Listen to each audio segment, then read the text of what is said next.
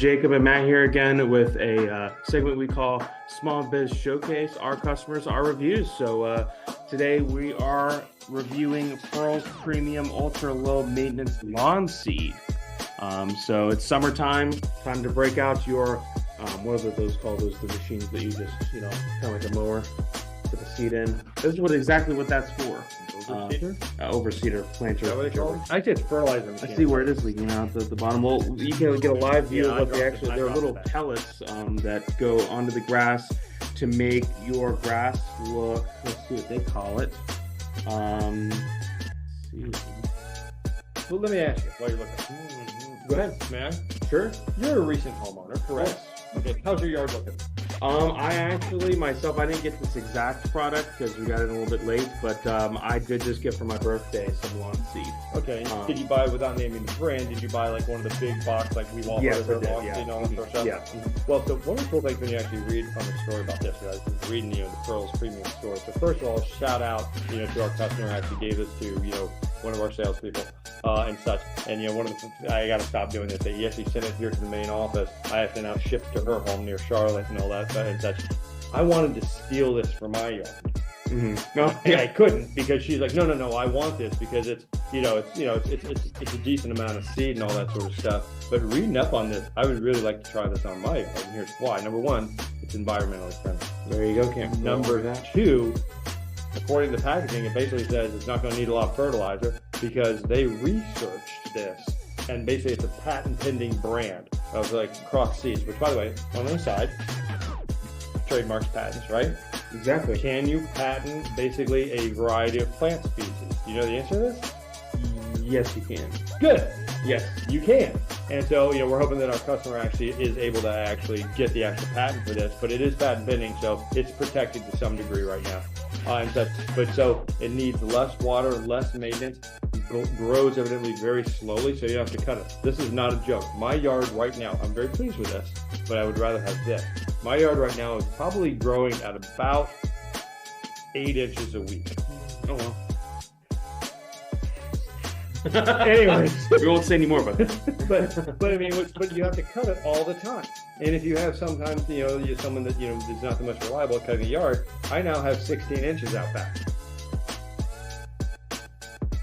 Anyway, sorry, but anyway, but seriously, like you look at my backyard, and you basically, I'm just waiting for to see like a lion's tail going through the back. It's horrifically overgrown. For anyone who basically doesn't like cutting their yard all the time, I know I have someone in my life right now that in essence just wants to seed it and forget it. And I think this would be a perfect gift for her because she, her yard is literally about the size of this conference room, but it grows slowly, doesn't take a lot of water, doesn't take a lot of fertilizer. This is what we're talking about. And, I'm probably going to get this for her. Not probably, I am going to get this for her. Evidently, I have to buy it now because our salesperson wants this.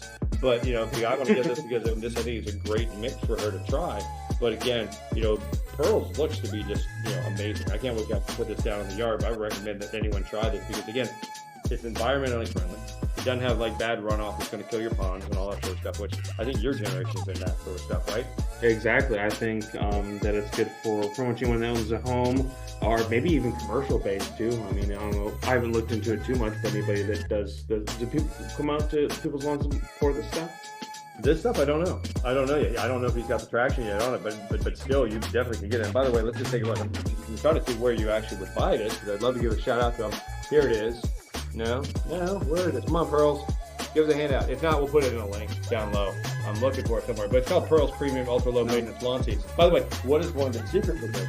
If you have a fescue lawn, a Bermuda grass lawn, or anything like this, I'm just reading this. And one of the things is the secret is not just, one of the secrets is the roots go very deep. Again, it goes 12 to 14 inches deep.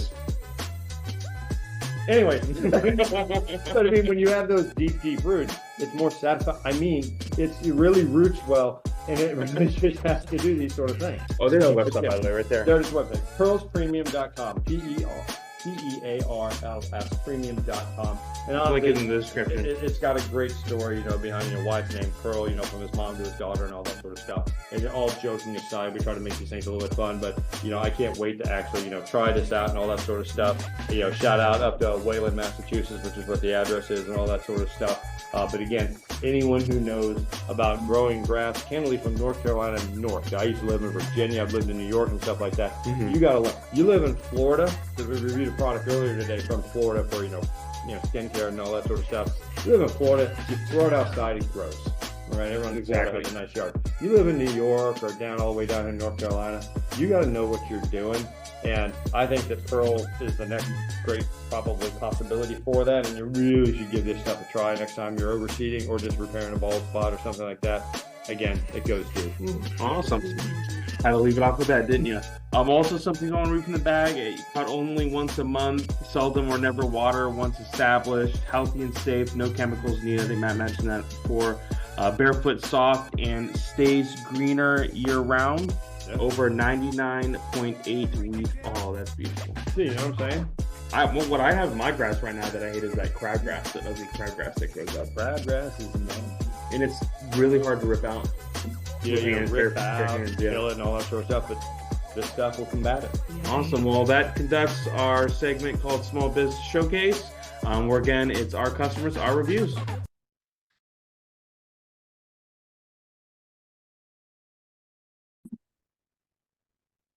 Hello, this is Jacob again here with Small Business Chat. Joins me again today is Matt. How are you doing today, Matt? Man, I'm doing awesome. I'm doing so awesome. I don't think it's illegal in all states, but I'm doing awesome. How you doing? Doing good, except what's not awesome is this weather, Matt. What's going on with it in North Carolina? Like these last couple of days, it was rainy all day yesterday. It's like the same today, kind of like that a little bit over the weekend, except Mother's Day was beautiful. How about that weather on Sunday, Matt? Sunday was fantastic. But you see, Jacob, we've got a high pressure system coming in from the east, and it's pushing down on, I have no freaking idea. But yeah, it's rainy outside. Yeah, exactly. It's cold and rainy. Actually, but this is great though, because if you live in Cary, North Carolina, which I do, they charge a lot of money for irrigation. And so every time I see it raining, as a business person, I'm always just like, that is literally money falling from the skies. Exactly. Whatever kills this pollen, I'll tell you what. I don't know if rain is it, but is pollen over yet, Matt? Because I keep sneezing every single time I stay outside for too long. Well, Jacob, no, pollen. You coming at me all this morning. I'm like, good gracious. And now I'm a herbiologist. I don't even know. I'm a meteorologist, herbologist, but stuff. I think it's getting close to being over. I know the pines pretty much waning in this area. And I know all the oaks, everything else is done. So I think but there's still something out there because every once in a while, you get the little sneezing fest. But yeah, for those of you who don't live in the South, there's nothing like it in pollen season. It is, man, your cars are yellow. And like Jacob said, you walk outside, you just start sneezing. Even if you don't really have allergies, it is nasty. Walk outside. There's a guy I watch. I'm sorry. There's another. I can't remember what his name is. He's a Southern guy, sort of a heavy set fella. Funny as heck. He does a lot of SEC shorts for football, and he does like pollen season in the South. And he literally you just see him. He walks away from the camera. He's like, I'm gonna go get the mail. Comes back in. He's just covered in yellow powder. And you're just like, yeah, that's pollen season in the South, right? Right. Awesome. Well, and also another telltale sign of pollen is over is when your car starts turning yellow or stops turning yellow. But my car is not yellow anymore, and I still keep sneezing when I go outside for too long. So, but we'll see. But anyways, for today, guys, everyone that's listening, we are talking about spiraling up and spiraling down as a business and how to kind of meet somewhere in the middle or just go all the way up. So, Matt, why don't you take this topic away? Yeah, thanks. I appreciate it. So, in every business has a life cycle. And we've talked in previous podcasts about, businesses that make it, what percentage make it 5 years, 10 years, 20 years and such. But within that context is being, developing a, business acumen, a maturity to sort of notice when your, business is spiraling down and how to correct that. And I want to sort of, define a little bit what we're talking about. Like, what do I mean by it's spiraling down? I'm not talking about seasonal changes. Like, I mean, Jacob, the trademark company and, our related businesses. When do we typically see a seasonal change? Do you remember, like, when are our hot seasons? When are our cold seasons? I would say more the cold seasons would definitely be around the holidays. I thought you could be like, now December. it's always cold. Yeah. Sorry. And then surprisingly, sometimes April is for some weird reason. But yeah, those are the That's when ones. we go down, right? Yeah. Mhm. Yeah, like spring break every year in our industry. And just so everyone knows what we're talking about, our industry, the trademark company, is, helping new businesses form, filing for trademarks for people, et cetera. And, we now have, a multitude of corporate partners, that, we all refer work to each other and, help each other's customers because we just want them to get the best customer service possible to help businesses get off the ground. But it's sort of funny because we all, when we create these partnerships, we've all compared notes of the years, and it's like, hottest months of the year, January, February, March. You come into April, spring break, and it's like a ghost town for a week, and then it picks back up. But then around the holidays, July 4th, it's always a ghost town, and it picks back up in the fall, and slows down during Thanksgiving, et cetera. But so that's, Jacob's right. You have like seasons in a business, right? And so it's normal cyclical ups, swings, down swings and stuff. And that's not what we're talking about today. What we're talking about is a little more dramatic. And it's like, okay, well, what happens if I start really noticing, and I'm going to define it for you, like my business is cycling down. Like, how do you like, we always call it, like, spiral down. And do you even know where it comes from, that terminology, Jacob? Like spiral down? I think of like a fighter plane heading for to crash. What do you think when I say spiral down? Spiraled down as in I would say just you lost all control of just kind of like how an airplane works. You've lost all control of the controls. The controls are maybe your leads aren't coming in the way that you want them to, and that your business isn't profiting because nobody's buying. Maybe it's maybe one of your biggest people in your company has just left, and now you have to reorganize the entire branch that they were in. It could be just maybe a product's not selling anymore and you need to let it go. Maybe it's a lot of kind of things. A lot of things aren't going right for yourself, just like an airplane crashing. All the components, all of the lights are flashing, all of the you lost power steering in the airplane and now it's going to crash. Boom. I mean, I think that's very aptly stated. Thank you.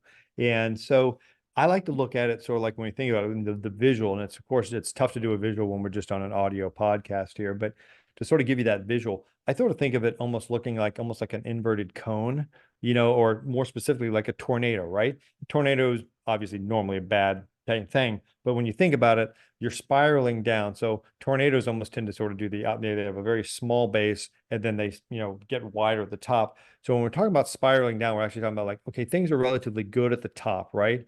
But then as you go lower and lower and lower, it's faster and faster and faster and faster. And it's starting to collapse on you. And so just to sort of bring this into a point, it's sort of like, okay, so your sales are good or they're up, doing well up at the top. But then like, okay, so maybe your sales start to dip. Well, your costs are staying the same. Well, then suddenly your profit margin starts failing. And then as you start spiraling down, well, maybe sales are doing a little bit bad. Maybe some of your sales team leaves or something like that. And so your costs maybe go down a little bit, but then you really reduce the income coming in. And then next thing you know, you don't have as many people making sales. Your sales are down, but your set costs are the same. And next thing you know, you're going to the red, which is bad. Red means you're basically losing money and you're spiraling down. And what happens is okay, well, you're having less sales come in, so maybe you cut back on marketing. Well, when you cut back on marketing, then you have less opportunities coming in, which leads to less sales. Less sales leads to less money. So what do? You cut back on marketing again. Less marketing, less sales. You see how this is going. So we've really defined that spiraling down. And if a business owner isn't cautious and they don't recognize this can lead to the ending of your business because you eventually get to that point where either all your sales team walks out or, you just can't make payroll. And so it's a very dangerous thing to actually happen in a business, but there's a solution for it, believe it or not, and such. And so one of the things that we want to talk about today is, okay, so now we've identified what spiraling down means. Well, what do you do about it? So the first thing is to identify, right, that it's not cyclical, right, Jacob? I mean, we got to look and say, okay, is this just our typical downturn in April? And you and your business out there says, hey, is it a downturn? Because a lot of people, especially if you're in retail selling stuff, like your massive uptick is going to be around that Christmas time because everyone buys stuff at Christmas. But then in January, it's going to be a little bit sleepy. If you're in retail, summer is always completely dead, almost always completely dead, unless you're selling like, tanning products or something like that. But I don't know, Jacob, what do you think? How do you think you identify, like, what are the telltales that you think you would look for if you own a business and like you start spiraling down to sort of make sure it's not a cyclical thing? It's like not your typical thing, but it's like, okay, is your sales team not performing right? Or how many contacts are you getting in from our perspective? Like, what are the things you think you would look for to basically say, okay, do we have an issue with the business? What do you think? I would say again, where all of the money's going towards. Are you putting too much money into market, not having enough faith in your sales team? It could be vice versa. It could be a couple of things. I would say that it could. I mean, like I said, it could be a multitude of things. But what would you say that would be the biggest component? Yeah, what I think is so everyone, they always say this, and we've been fortunate enough, we've had a whole bunch of customers, go onto a little show called the Shark Tank. Some of you may have heard of it out there. And one of the things that I always love, and I'm always both love and amazed at when people don't know when they're running a business, is you've got to know your numbers like the back of your hand. And going on the Shark Tank, I mean, that's like the number one thing that they always hit me. If you don't know the numbers, you're off. You don't get a deal. If you don't know the numbers, you can't, talk intelligently about your business. And so when we're talking about a spiral down here, you need to know your numbers. And so what your numbers that you need to know are, what are your set costs? Your costs for marketing, what are you spending and all that sort of stuff. How many leads or otherwise opportunities are coming into your store or otherwise? And then finally, if you have a business that deals with salespeople or otherwise, what's your salespeople's closing percentage, not clothing percentage. God, I hope everyone will wear clothes. Jacob, we have a clothing policy, don't we? Sorry. What's their clothing percentage? Well, good news, Matt. Today we've got a good 80% of the people in the office are wearing clothes. Dear God. Anyways, but I think all businesses in this day and age, I guess I'll step off this, but hopefully your clothing percentage is actually better than 80%. But some models I understand they'd be less than that, but I'm not going to talk about Stormy Daniels today. But anyways, so the other thing we just have to talk about is, what's your closing percentage on sales? But again, like, there are other things. There can be sales closing percentage, it's how many opportunities you have coming in. Are you getting the bang for your buck, with regard to that? And there can be a lot of factors, within that. What do you think? Like, so Jacob, think about this. So, I mean, because you've done sales for many, many years, you're a fantastic salesperson.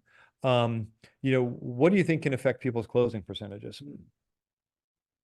Yeah, I would say the first one is trying to identify the customer's basic. If you're talking to a customer, basically trying to find their wants and their needs. So basically, if you don't understand exactly also maybe how much they're wanting to spend on a product, and not trying to gauge them, it pretty much just being an overall salesperson to them. You want to kind of identify why they're coming to you in the first place, and also trying to sell the service and not the product. Everyone, there's a lot of trying to find your own product that nobody else has is usually not there, right? So most of the time, our service, especially with what we do, there's a lot of other competitors out there. So a lot of people could just sell the product. Selling the service before the product is generally the best way a salesperson could get somebody sold on something, because anybody can sell the product. It's selling the service that really matters. Showing them exactly and telling them exactly how good our services are, selling them on how we operate and how we will finally get them what they want is what really matters over what the product, because again, anybody can do that. Yeah, exactly. Fantastic. And thank you. So, I mean, so really what it comes down to, so once you've identified that you're in a downward spiral, what I always suggest to every business owner that, I've consulted with over the years, and there have been thousands, and such, because, people, you have to identify what your issues are. And now I think about this, let me tell a couple of stories about this. But so, so the first thing that I would sort of always look at is, okay, so, number one, we're spending the same amount of money. but are we getting, the leads in? If you're a service-based organization, if you have a brick and mortar store and you're selling shoes, are the same amount of customers coming through those doors to buy the shoes? Okay. What is your advertising? Has anything changed about your advertising or anything like that? And so, but as a subset of that, you have to ask yourself what your value prop is as well, because before we even get to whether or not your sales team or, the store, employees are, doing a nice job of selling, the question is, well, how many leads or opportunities are we bringing into the business? Has that changed? That's the easiest metric to look at. And again, coming back to my Shark Tank analogy, you have got to know the answer to those questions. A couple of years back, we were fortunate enough to actually help out a nutraceuticals company. Do you know what nutraceuticals are? No, first time I'm hearing it. Okay, it's a fancy word for protein powders, right? And all that sort of stuff. And this was one of the most heartbreaking or heart-wrenching things I've ever seen in business. But effectively, the company that we helped, and they shall remain nameless, basically had grown from it was a garage business in California making nutraceuticals, and they had grown from 2 to 3 employees, sort of like your Microsoft story, to 80 employees inside of 3 years. Guy had moved from his garage. Again, I would say he's a customer, but he was also one of those ones that had become a friend as well. I mean, we would talk all the time about our kids and all that sort of stuff. And he had grown from, a basement business making a couple $1,000s a month to, I think, to probably 5 to 6 million a month was what his intake was for his business. So he clearly could have 80 employees, not a problem. He's doing well. Well, at some juncture, that downward spiral starts. But unfortunately, he didn't know his numbers as well as he should have. And his downward spiral starts, and he just thinks it's cyclical. Okay. And it wasn't cyclical. It turns out, and this is involved in our business, his chief competitor across the way was looking at how well one of his protein powders was selling, and they completely copied their branding, trademarks, all that sort of stuff, and was selling it on a competing website for 50% the cost. Well, by the time he picks up on this, months later, because his thumb just wasn't on the pulse enough to know what's going on. And what are we talking about? We're not talking about bad salespeople. We're not talking about anything like this. We're talking about inbound opportunities had gone down with the same amount because his value prop wasn't strong enough. This is a value prop issue because his value prop had been changed by his competitor coming in, knocking off his product, selling it for half the price. His value prop was suddenly 2 times too expensive to basically be competitive in the marketplace that he himself had created for his own product. Gosh, I said that eloquently. That's pretty good. Anyways, That was pretty good. yeah. I'm not even tripping anymore. I'm getting better at this. But anyways, so the challenge is he failed to realize he was in a spiral down. By the time he realized he was in a spiral down, this actually his story ends in bankruptcy, because he didn't have the cash to basically go after this guy, even though the guy was basically infringing on his trademark because he was so deeply in the red he couldn't do it. So early on, be able to identify those challenges. So what Jacob's told you about sales, what I've sort of told you about the value prop, because it's not always on your sales team, assuming you have a sales team. It could be, you're trying to sell a car that everyone else is selling for $5,000 and you're trying to market it for $15,000. Your value prop's off. But you have to be able to recognize what, when that spiral starts occurring down, because what will end up happening is you'll be grasping for straws. And so believe it or not, it's actually almost counterintuitive, but sometimes when that spiral down is occurring, you've got to be able to be blatantly honest with yourself and basically say, okay, what's the problem?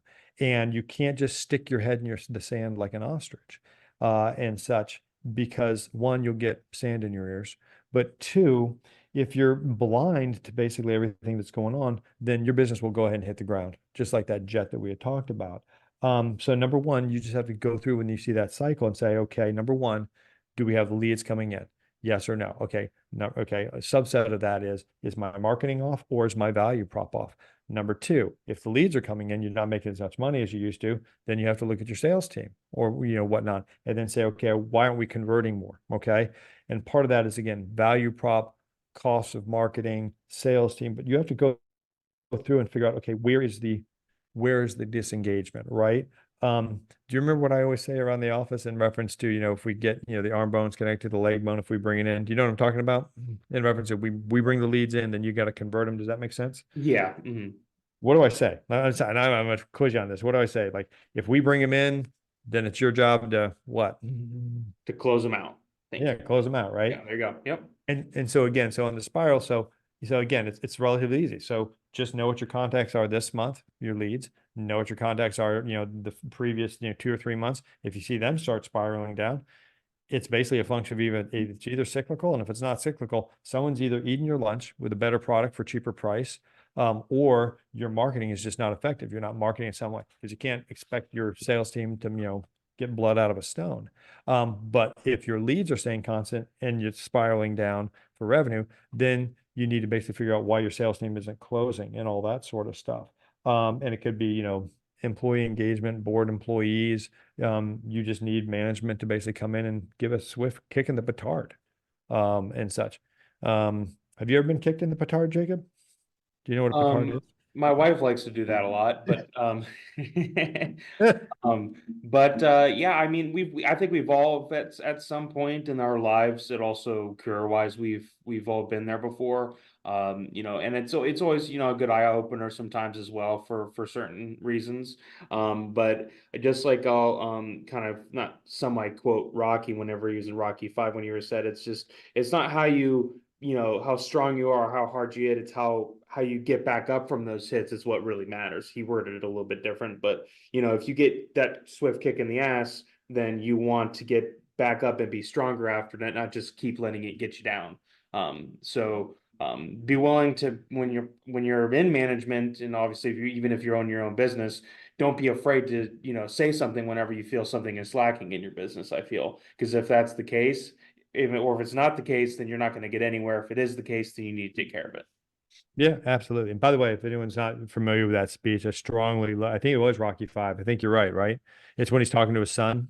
It's actually Rocky 6. Is it Rocky Rocky Balboa is 6? what it's called. Yeah. It's Rocky Balboa. That was a fantastic movie. By the way, it gets Yeah. that. Oh man, I get choked up when I think about that speech, because he's like, it's actually on the wall of my home gym, and it basically says the world ain't all sunshine and rainbows. It's a very mean and nasty place, and it will knock you down and beat you to your knees if you let it. And then it goes on with what you just said, and obviously he can deliver it a heck of a lot better than I can, because he's one hell of an actor. But yeah, it's a great speech, and I think it's about just rolling up your sleeves. I can remember when, from time to time, I've had troubles in my life, and I can remember I'm fortunate enough to have my father in my life, and such. And, I'd go over to lunch, and my dad would, my dad is, the quintessential former military, ran his own business. He's a physician and all that sort of stuff for many, many years. And some of the best advice I can give to anyone whose business is struggling and all that sort of stuff is exactly what my dad said to me, back in the day. He's just like, well, son, there's 24 hours in a day. Roll your sleeves up. And that's the whole advice, And there was a time that I worked probably 18-hour as a day, when we had problems with the business many, many years back, and, very happy where we are today. But in such, so let's talk about the more positive. How do you spiral it up though? So what do you think we got to do to spiral it up, sir?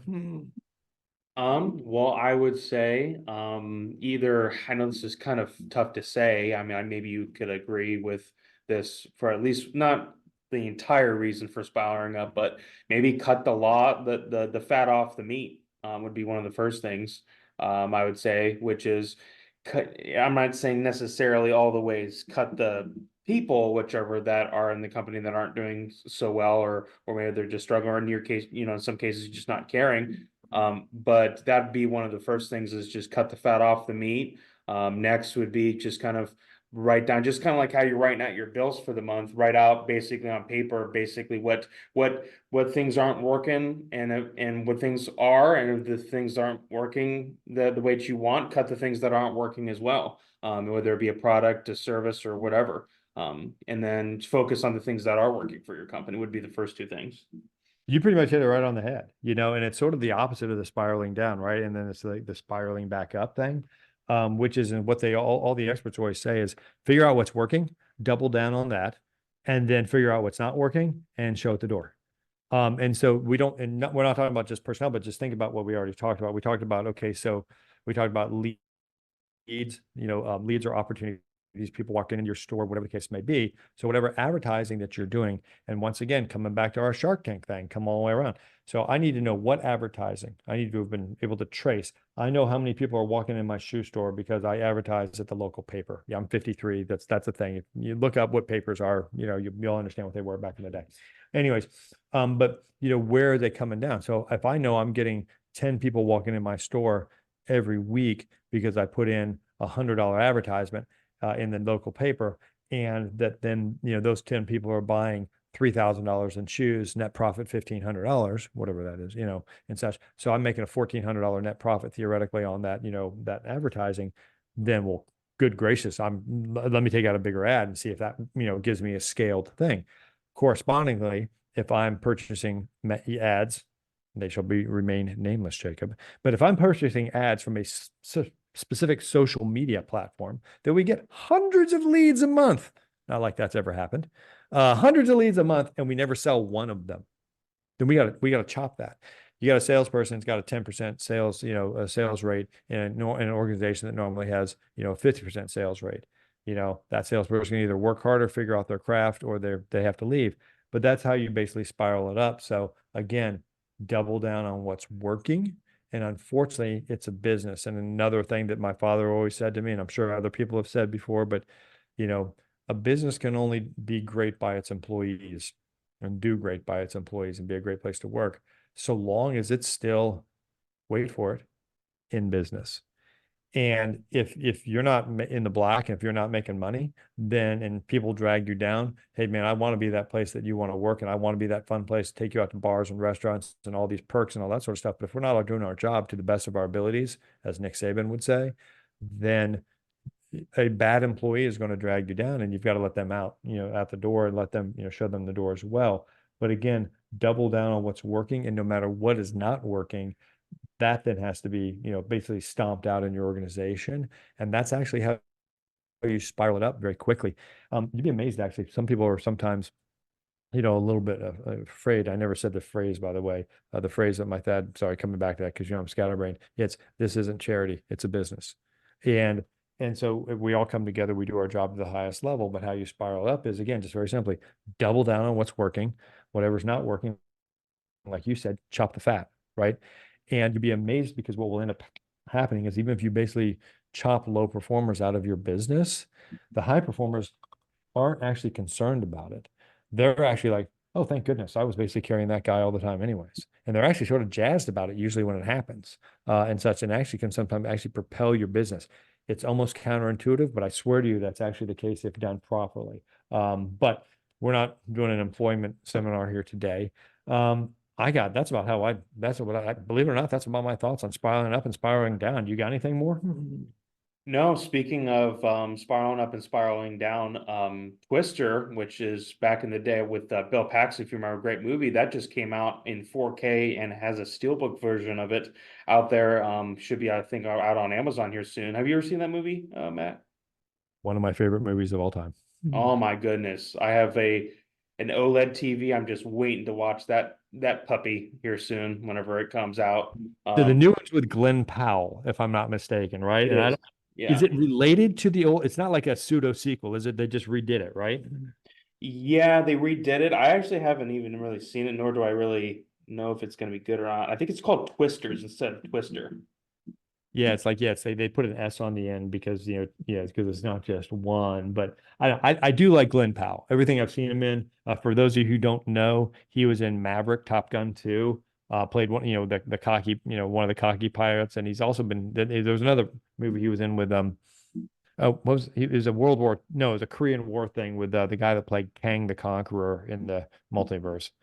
I can't remember. Anyways, but he's a good actor. So we'll see if it, but the original with Bill Paxton, Helen Hunt, Seymour Hoffman was in that back when he was. Oh yeah. Back when he wasn't serious after he did Capote, but he was just more the fun loving. They say on the set he was I'm trying to say this delicately, definitely enjoying himself, we'll just simply say. That may not have been acting, that may have just been the way he was, and they're just like, keep rolling. Yeah, but anyways, but yeah, I'm looking forward to it. So you like Twister as well?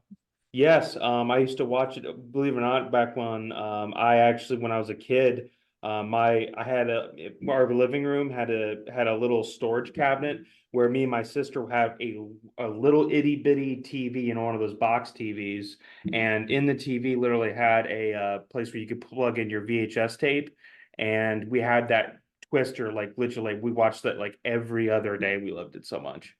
I thought it was a great movie. I think it Yeah. was a great summer blockbuster. And I was that yeah, that's cool. All righty, a good deal. So spiraling up, spiraling down. Just be able to recognize when you're on that downward trend and it's not cyclical. And then you need to be the leader to basically take your organization back and then send her back up into a spiraling up. And by the way, it is absolutely normal in a business for things to spiral down every once in a while. What you simply need to do is be a good enough leader and a good enough entrepreneur to recognize when it's starting to happen so you can cut it off as soon as possible and send that sucker right back to the stratosphere where your business belongs. Right, Jacob? Back to you. Yes, sir, Bob. I believe that as well. So all the tips that Matt has given us today are really good tips for pretty much anywhere in your business, whether you're at the highest and you're already spiraled up. This will help you just kind of stay up. But if you are in the spiraling down part of this part of your career with your job or your company, this will help you get back up to where you need to be. So Matt, thank you for everything you've discussed so far today. That pretty much does it for our podcast today. I will start off a little new segment called we're going to have every single podcast start moving forward. Dad joke of the day, Matt. I got one for you. Do you want to hear it? Yes, sir. All right, here we go. Why did the old man fall down the well? Why? He couldn't see that well. I'm glad you said that correctly. Yeah. Okay. That's fantastic. That's a good one. Thank you. And on you. that note, Yep, we'll have one every single week for you guys. So stay tuned not only for the business topics, but also the dad jokes of the week. So thank you so much, Matt, for your time today. I hope everyone has a safe rest of your week. And as always, we thank you for listening. Have a great day. Yep. Thank you.